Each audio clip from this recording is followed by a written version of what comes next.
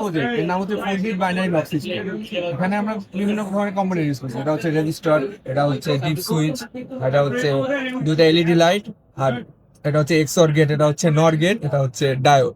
হ্যাঁ, এখন কাজটা বলি। এটা মেন কাজ হচ্ছে চেক করা লকটা ঠিক আছে নাকি। যদি লকটা ঠিক থাকে তাহলে এটা সবুজ বাতি জ্বলবে, আর যদি লকটা ভুল হয় তাহলে লাল বাতি জ্বলছে, তার মানে সে আমাকে অ্যাক্সেসটা দিচ্ছে।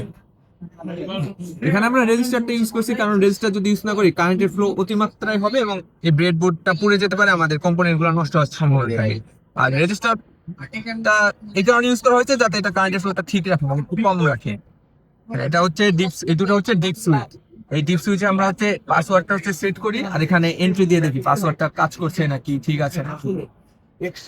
আর এটা হচ্ছে এক্সঅর গেট। এই এক্সঅর গেটটার কাজ হচ্ছে দুটা পাসওয়ার্ডটাকে চেক করা, মানে এই দুটার মধ্যে কম্পেয়ার করা। এই ডিপ সুইচের দুটা কম্পেয়ার করে দেখি এক নাকি। যদি এক হয় তাহলে তো এটা হলোই, এক হলে।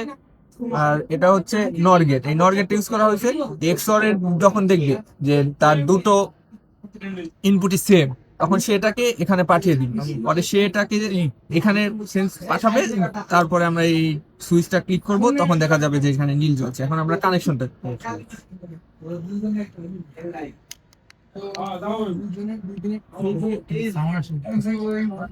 আমরা কানেকশনটা দিই।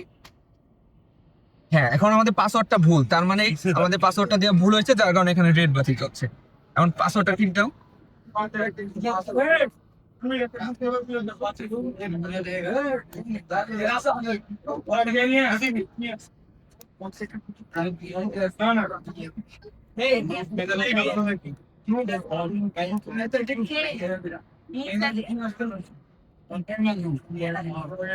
এখন আমাদের পাসওয়ার্ডটা ঠিক হয়েছে, যার কারণে আমাদের এখানে সবুজ বাতিটা জ্বলছে, তার মানে সে আমাকে অ্যাক্সেস দিচ্ছে যাওয়ার।